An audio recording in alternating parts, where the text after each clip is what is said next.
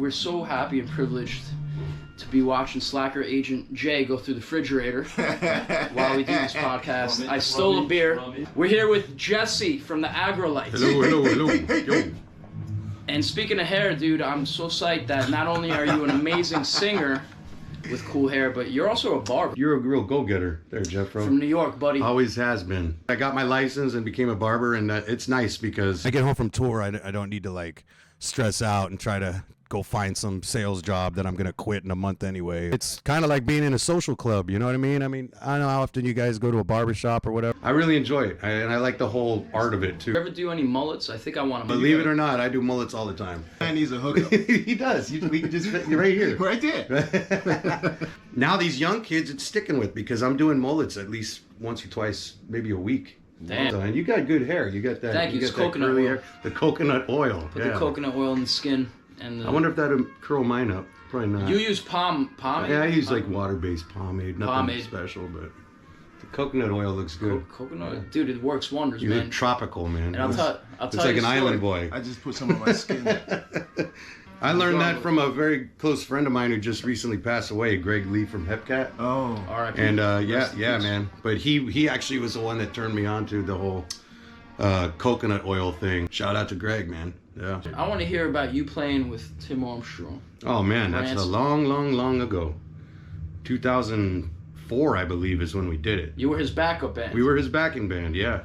So Tim. Shout out to Tim. Yeah, shout out to Tim. Time Bomb. Tim discovered the Aggrolites. He had an album called Dirty Reggae that was out on Axe Records, which is really small time. I think we're the only album that they put out other than just a couple 45s. It was of friends of ours. Yeah, Tim somehow got a hold of it. He wanted to give us a shot on that Give 'Em the Boot compilation first, just to see how it would, the people would react to it. And I guess it got a little positive feedback, but Tim was really the guy that like got us going with the. I would say that for a lot of bands with Hepcat, Interrupters. Slackers, a lot of groups back, Interrupters, Dropkick Murphys, shit, US Bombs. So Did you ever play Gilman Street? never played Gilman Street. Drove past it a lot. And Cool, you know about Gilman Street? I do. Did you ever play Gilman Street? I did. What? I want to hear that. No. That's just great. It's like, The it's just- Pilfers? No, with the Toasters. That's 89. 89. Bro. Yeah, I would say. You played with the Toasters at Gilman Street. That's kind of like iconic. Have you ever played CBGBs? Yeah. Pilfers. Oh, Pilfers did. Alive, I gotta hear that. It closed down before we ever came to New York. Our first time we went to New York was 2003, I believe. And I think it was already closed down by then. 2006, yep. The last Okay, show well was then Bad I'm Brains. wrong. But maybe it wasn't open. We got to we played that 3 floors of ska thing. Right. It probably just wasn't open yet. But no, I would have loved to go there. I like that Knitting Factory more than the LA one was back in the day. But that was like legendary because that's where they had the Blue Beat Lounge, every Tuesday, and that's kind of like got the revival of the old ska scene like going again because Chris Murray was putting that every Tuesday thing together, and bands would come from all over the country and play there on a Tuesday night. So a lot of good memories from the old Knitting Factory. By the way, shout out to Reggae Raj. Shout out to Reggae Raj. He's always putting out vinyls. That guy's a jerk. Prince Buster for me was a huge one. We Wow. backed him up, and Damn. I mean that was Wow. any of the legends, dude. But I mean, seeing Toots Hibbert, I got to see him do an acoustic set, like very intimate show at a place called the Coach House in down south in Orange County, and it was like table and chairs kind of a place, and I was literally like 5 feet away from him. That was amazing. Rest in peace. Yeah, Yeah, man. yeah, Yeah, yeah, yeah. Seeing Hepcat for the first time was always gave me Oh, yeah. chills. The first time was in Chicago, and he was on tour with Dancehall Crashers. Shit was fire. The first time it was like hypnotized the entire audience. Like this, it was so slow because we was used to the two-tone. The Showcase Theater, and they played with a bunch of third wave type ska bands. And I remember going there, and I was like, wannabe rude boy kid. I was into skanking, and the faster it was, the more it was ska for me. I was the only one out of my buddies that was watching it and going like, "There's something about this that I just can't put my finger on. Like I'm in love with this." It motivated you? Yeah, and the other guys were like skater dudes and punk kids, and they were like, "This is too slow. I can't skank to this. This is old man music. What is this island stuff?" And I'm thinking to myself, like, this is the best shit I heard all night. Facts. I'm following this band from now on. Is there certain music that you like? It just kind of motivates you and inspires you. That's definitely the band that inspired a lot of us. I would, speaking for everybody, I would say everybody in this band. Hepcat really was the guys that got us going into the old sound, you know? Do you think style plays a part with the music? Majorly. I look at ska, you know, like the old school Aggrolites and all that. The old ska, they were jazz musicians as well, you know, R&B and jazz musicians. So one thing about the music, the first and foremost thing that I've always noticed is timeless. It never ages. If you go see a jazz band that formed in the 60s, it almost seems like their audience is going to age with them. And that happens a lot with bands.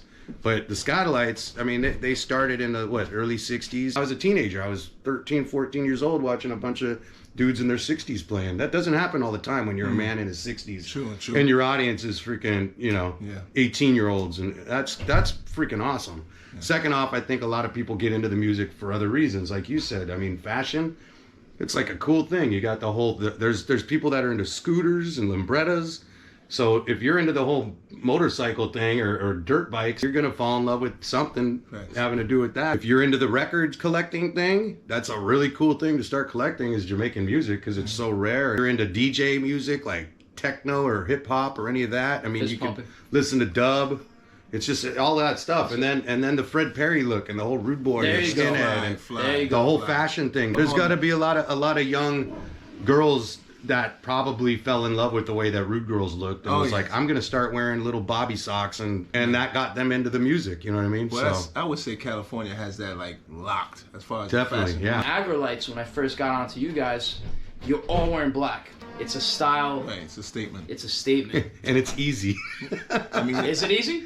What did black, so black Dickies, black shirt. How'd you decide? You're like, well, because we were doing outrageous stuff before we were doing all black. We were wearing fighter pilot jumpsuits and we were trying everything. Yeah, there was a while we were going through. We had a red jumpsuit phase, a green jumpsuit phase, an all white. Oh, I was doing all white when the other guys were doing black. We were doing like this prison look, like these denim shirts with blue jeans and like jail. We look like the Elvis Presley, you know, what is that? Jailhouse Rock. Jailhouse Rock looking. Where do you get we tried everything. Target? We were just coming up with these ideas just to stand out. We didn't want to fall into the whole dress up like a rude boy or, you know, look like a skinhead. None of us were skinheads, but we loved the music, skinhead reggae. But we wanted to stand out. What is dirty reggae?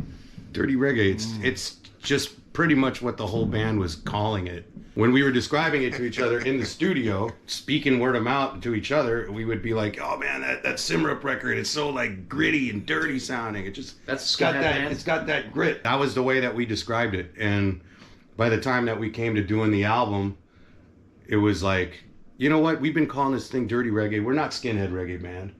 We're not going to call ourselves a revival reggae band. You know, in the beginning we were kind of using that, throwing that around, and it was like, we're not though. You know, we're not roots reggae. We're not ska, we're not two-tone.